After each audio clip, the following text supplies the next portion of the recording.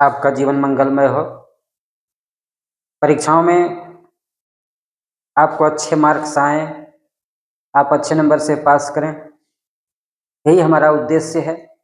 और इसी उद्देश्य की पूर्ति के लिए मैं आप सबों के लिए प्रतिदिन कुछ सवाल लेकर आता हूँ, ताकि आप अध्ययन कर सकें और सवाल को सरल तरीके से समझ सकें और परीक्षा की तैयारी कर सकें। तो चलिए आइए, यहाँ सवाल पर ध्यान दीजिए। पहला नंबर सवाल है, दो संख्याओं का लघुत्तम समापवर्ती इनके महत्तम समापवर्तक का 14 गुना है। लघुत्तम समापवर्ती यानी LCM तथा महत्तम समापवर्तक यानी HCF का जोड़ 600 दिया हुआ है। यदि एक संख्या 280 है तो दूसरी संख्या ज्ञात कीजिए। देखने में सवाल बड़ा है, लेकिन वस्तुनिष्ठ प्रश्न जो मैट्रिक बोर्ड के एग्जाम में 100 प्रश्न दिया जाता है और 50 प्रश्न का उत्तर देना पड़ता है, उसी में से यह एक सवाल लिए हैं। उसमें कुछ सवाल ऐसे पूछे जाते हैं कि उसको बिना बनाए आंसर बताना मुश्किल होता है। इसलिए हम वैसे सब सवाल को चुने हैं आज, जिसको बनाना जरूरी है और बच्चों को समझना बहुत जरूरी है। तो चलिए सवाल पर ध्यान दीजिए।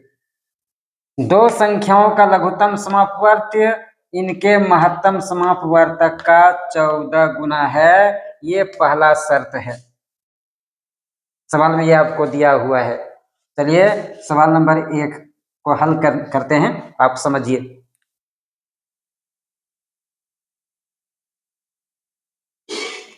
देखिए क्या दिया हुआ है,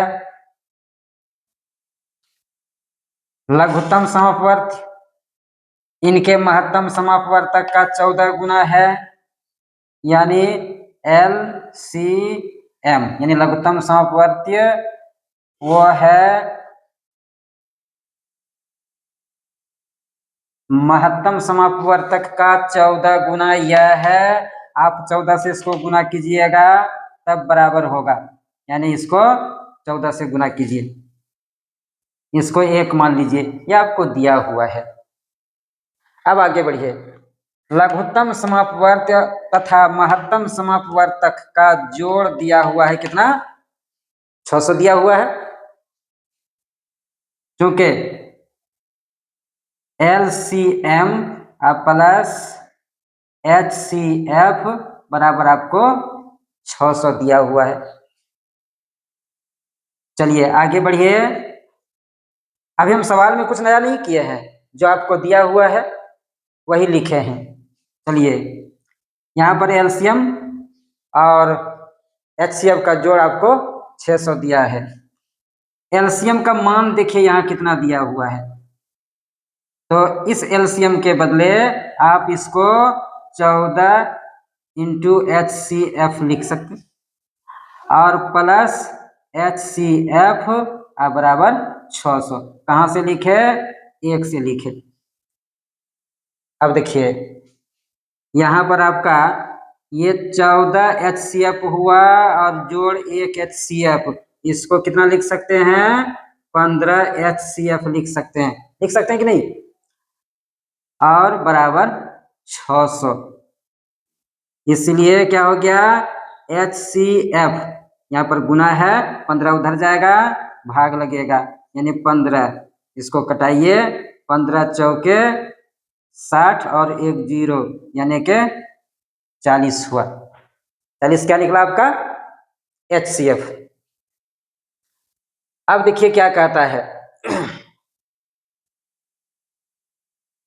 यदि एक संख्या 280 है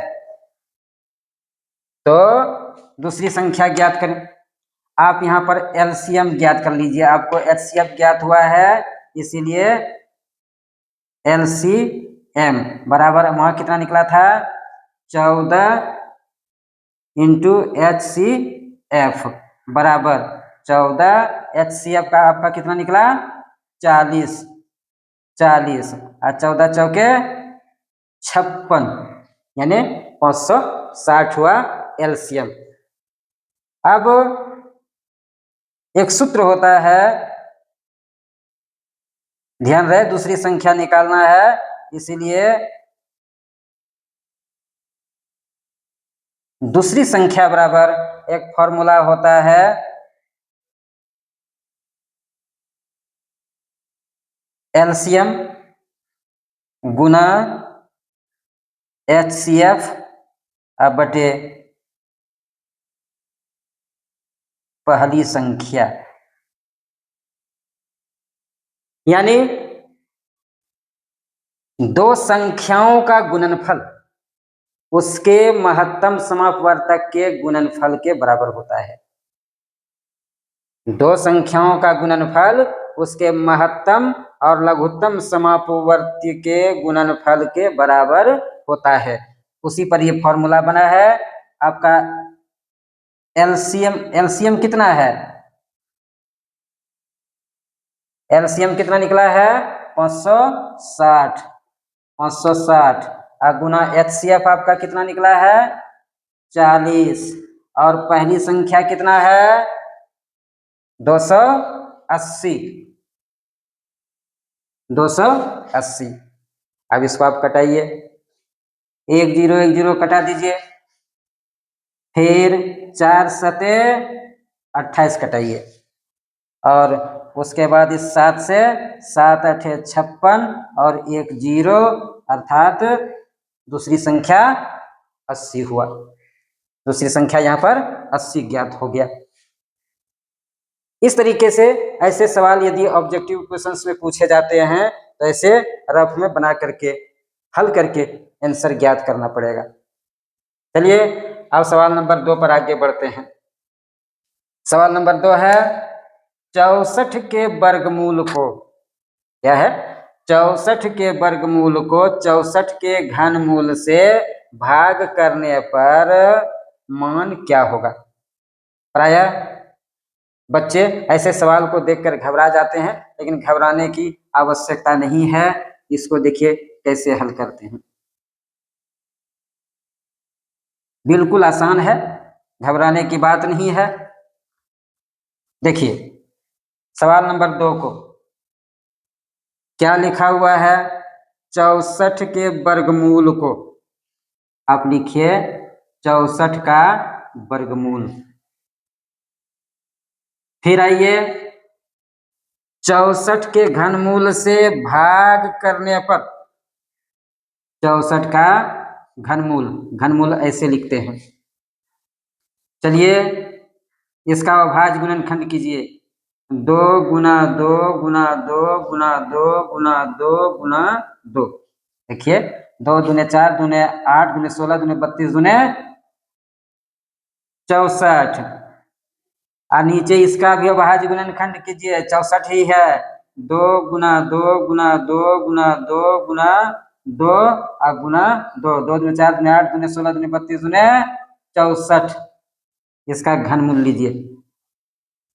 वर्गमूल में आप अभाज्य गुणनखंड विधि से जो वर्गमूल लेते हैं, दो समान संख्या के बदले एक संख्या लेते हैं, यानी इस 2 के बदले 1 2 लीजिए, और फिर इस 2 के बदले 1 2, और फिर इस 2 के बदले 1 2, अब बटे घनमूल में 3 समान संख्याओं का युग्म बनाते हैं। ये 3 समान संख्या का युग्म हुआ, तो 3 समान संख्या के बदले 1 बार लेते हैं, यानी 2 गुना 2। अब इसको कटा दीजिए, 2 2 कटा, 2 2 कटा, बराबर उत्तर कितना हुआ? 2। बिल्कुल आसान सवाल है। अब चलिए सवाल नंबर 3 पर आते हैं। सबसे छोटी भाज्य संख्या, सबसे छोटी भाज्य संख्या और सबसे छोटी अभाज्य संख्या का मौस कितना होगा? ध्यान रहे, भाज्य संख्या जिसमें किसी दूसरी संख्या से भाग लगे, अर्थात सबसे छोटी भाज्य संख्या 4 होती है, और सबसे छोटी अभाज्य संख्या जिस संख्या में किसी दूसरी संख्या से भाग न लगे उसको अभाज्य संख्या कहते हैं, और सबसे छोटी अभाज्य संख्या 2 होता है। यहाँ पर देखिए सवाल नंबर 3 को, सवाल नंबर 3 में सबसे छोटी भाज्य संख्या है, सबसे छोटी भाज्य संख्या क्या है? 4 है। 4 को गुणनखंड के रूप में लिख दीजिए 2 गुना 2। और सबसे छोटी अभाज्य संख्या, सबसे छोटी अभाज्य संख्या ये कितना होता है? 2। अब देखिए अभाज्य गुणनखंड विधि में आपको ज्ञात होगा मौसो कैसे निकालते हैं। दोनों के गुणनखंड में यहाँ तो केवल एक ही 2 है, यहाँ पर 2 4 का 2 गुणनखंड हुआ है 2 गुना 2। इसमें से दोनों गुणनखंडों में जो उभयनिष्ठ होता है उसी को ले लिया जाता है, यानी दोनों गुणनखंडों में उभयनिष्ठ क्या है? 2। इसका मतलब क्या हुआ? यही मौसो हुआ, यही मौसो हुआ, उभयनिष्ठ गुणनखंड है।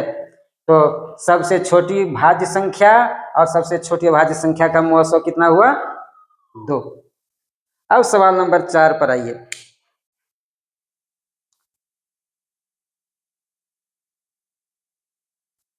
सवाल नंबर 4 है 0.49। ध्यान रखिएगा, दशमलव के बाद की संख्या को एक साथ नहीं बोलते हैं। जैसे 4 पर 9 है, आप उसको 49 बोल दीजिएगा तो वह अशुद्ध है। दशमलव के बाद की संख्या को युग्म के रूप में रहे तो उसको एक एक अंक करके बोलते हैं। जैसे यहाँ पर है, इसको 0.49 बोलेंगे और ये ऊपर लाइन है उसको आवर्त बोलते हैं। यहाँ पर 4 और 9 दोनों पर लाइन खींचा हुआ है, इसका मतलब दोनों पर आवर्त है और इसका अर्थ यह हुआ कि दशमलव के बाद यह अशांत है। दशमलव के बाद अशांत है, अर्थात दशमलव के बाद 4 9 4 9 4 9 4 9 आते रहेगा। तो इसको p/क्यूब के रूप में कैसे लाएं, ऐसा सवाल अक्सर पूछा जाता है। तो देखिए इसको आप मान लीजिए, मान लिया कि x बराबर 0.49 और इस पर आवर्त दीजिए, यही आपको दिया हुआ है। आवर्त इस संख्या को हम ऐसे लिख सकते हैं 0.49494949, ये आगे भी आते रहेगा, इसका मतलब कि यह अशांत है। तो चलिए इसको आप 1 मान लीजिए। अब देखिए दशमलव के बाद यदि एक संख्या आ रही हो तो केवल 10 से गुना करेंगे, और दशमलव के बाद यदि 2 संख्या बार बार आ रहा है तो उसको आप 100 से गुना कीजिएगा। यहाँ पर लिखिए दोनों और 100 से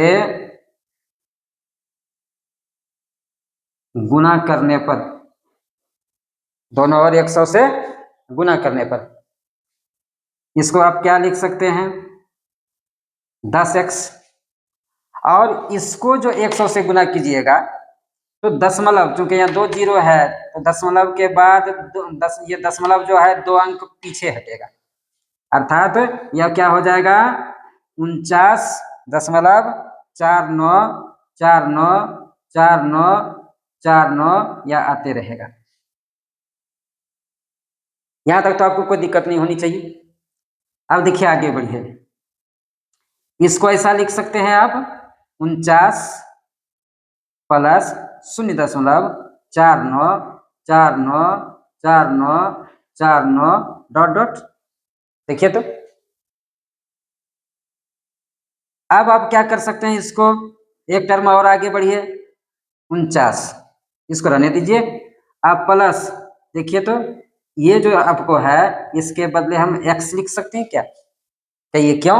आप एक पर ध्यान दीजिए, एक जो आप ज्ञात किए हैं यह x का मान है, तो आप इसके बदले x लिख सकते हैं। देखिए x बराबर इतना है, इतना बराबर x लिख सकते हैं, इसलिए इसका वैल्यू हम x बैठा दिए। अब देखिए ये 10x और x को इधर ले आइए, इधर आके क्या हो जाएगा? माइनस हो जाएगा x। अब बराबर ये क्या बचा है? अब बचेगा 49। आगे बढ़िए, 10x में 1x घटा दीजिए, क्या बचेगा? 9x बचेगा। और बराबर, सॉरी यहाँ पर देखिए, यहाँ पर हमने 100 से गुना किया था, एक शून्य छूट रहा था, चलिए इसको 100 बना देते हैं। अब इसको घटाइए, यहाँ पर 100 में 100x में 1x घटाइए, कितना बचेगा? 99x। और आगे चलिए, अब x का मान निकाल लीजिए, x बराबर हो गया 49/99, ये p/क्यूब के रूप में हुआ। चलिए अब सवाल नंबर 5 पर आते हैं। देखिए सवाल नंबर 5 है, दो संख्याओं का गुणनफल, दो संख्याओं का गुणनफल 8670 है और उसका मौस 17 है, तो उसका लॉस ज्ञात कीजिए। थोड़ी देर पहले हमने ऐसा सूत्र बताया कि दो संख्याओं के लघुत्तम समवर्ती और महत्तम समवर्ती का गुणनफल दोनों संख्याओं के गुणनफल के बराबर होता है, यानी वह सूत्र होता है लॉस गुना मौस बराबर दोनों संख्याओं का